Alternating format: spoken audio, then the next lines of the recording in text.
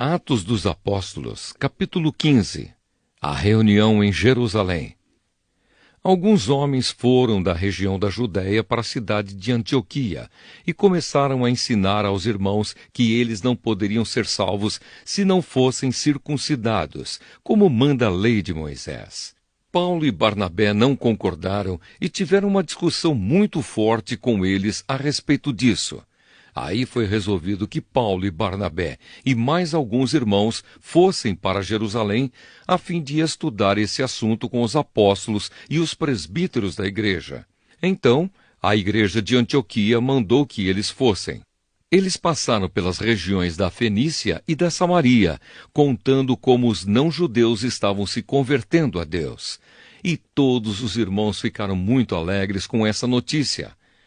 Quando chegaram a Jerusalém, foram recebidos pela igreja, pelos apóstolos e pelos presbíteros, e lhes contaram tudo o que Deus havia feito por meio deles.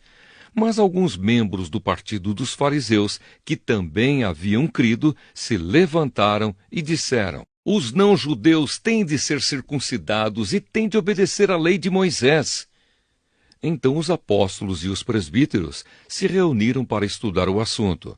Depois de muita discussão, Pedro se levantou e disse: meus irmãos, vocês sabem que há muito tempo Deus me escolheu entre vocês para anunciar o Evangelho aos não-judeus, a fim de que eles pudessem ouvir e crer. E Deus, que conhece o coração de todos, mostrou que aceita os não-judeus, pois deu o Espírito Santo também a eles, assim como tinha dado a nós. Deus não fez nenhuma diferença entre nós e eles. Ele perdoou os pecados deles porque eles creram. Então, por que é que vocês estão querendo pôr Deus à prova, colocando uma carga nas costas dos que agora estão crendo? E essa carga nem nós, nem os nossos antepassados pudemos carregar. Pelo contrário, por meio da graça do Senhor Jesus, nós, judeus, cremos e somos salvos, do mesmo modo que os não-judeus.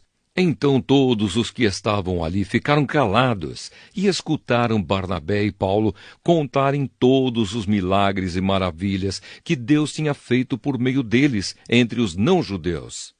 Quando eles terminaram de falar, Tiago disse: meus irmãos, escutem. Simão acabou de explicar como Deus primeiro mostrou seu cuidado pelos não-judeus, escolhendo do meio deles um povo que seria dele. As palavras dos profetas estão bem de acordo com isso, pois as Escrituras Sagradas dizem: depois disso eu voltarei, diz o Senhor, e construirei de novo o reino de Davi, que é como uma casa que caiu. Juntarei de novo os pedaços dela e tornarei a levantá-la. Assim todas as outras pessoas, todos os outros povos que eu chamei para serem meus, vão procurar conhecer o Senhor. Assim diz o Senhor, que anunciou essas coisas desde os tempos antigos. E Tiago continuou: a minha opinião é esta. Eu acho que não devemos atrapalhar os não-judeus que estão se convertendo a Deus. Penso que devemos escrever a eles uma carta, dizendo que não comam a carne de animais que foram oferecidos em sacrifício aos ídolos, que não pratiquem imoralidade sexual, que não comam a carne de nenhum animal que tenha sido estrangulado e que não comam sangue.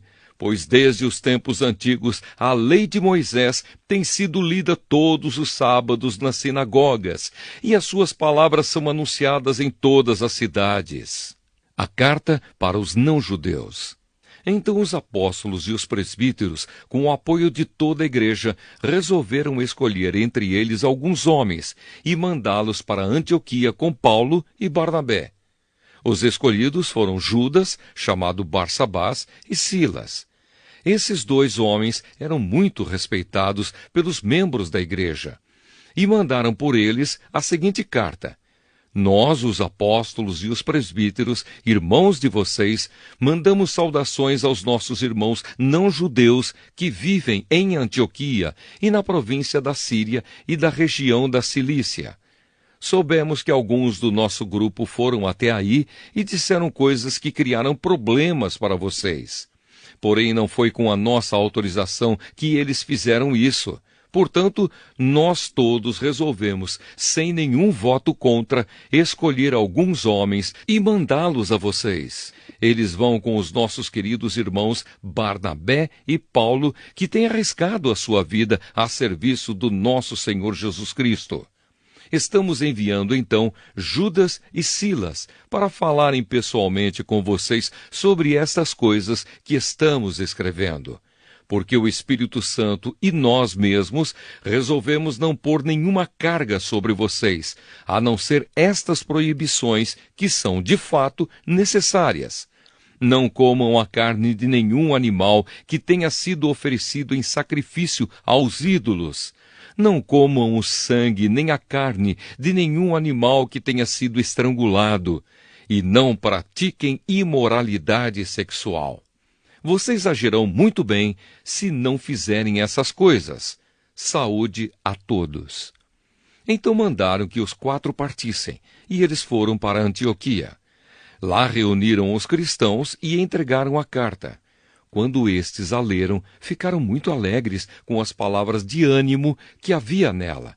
Judas e Silas, que eram profetas, falaram muito com os irmãos, dando-lhes assim ânimo e força. Eles passaram algum tempo ali, e depois os irmãos, fazendo votos de boa viagem, os mandaram de volta para aqueles que os tinham enviado. Porém Silas achou melhor ficar ali. Mas Paulo e Barnabé ficaram algum tempo em Antioquia. Eles e muitos outros cristãos ensinavam e anunciavam a palavra do Senhor. A segunda viagem missionária de Paulo. Paulo e Barnabé se separam. Algum tempo depois, Paulo disse a Barnabé: Vamos voltar e visitar os irmãos em todas as cidades onde já anunciamos a palavra do Senhor. Vamos ver se eles estão bem. Barnabé queria levar João Marcos, porém Paulo não queria, pois Marcos não tinha ficado com eles até o fim da primeira viagem missionária, mas os havia deixado na província da Panfilha. Por isso, eles tiveram uma discussão tão forte que se separaram. Barnabé levou João Marcos consigo e embarcou para a ilha de Chipre, enquanto que Paulo escolheu Silas e seguiu viagem, depois que os irmãos o entregaram aos cuidados do Senhor. E Paulo atravessou a província da Síria e a região da Cilícia, dando força às igrejas.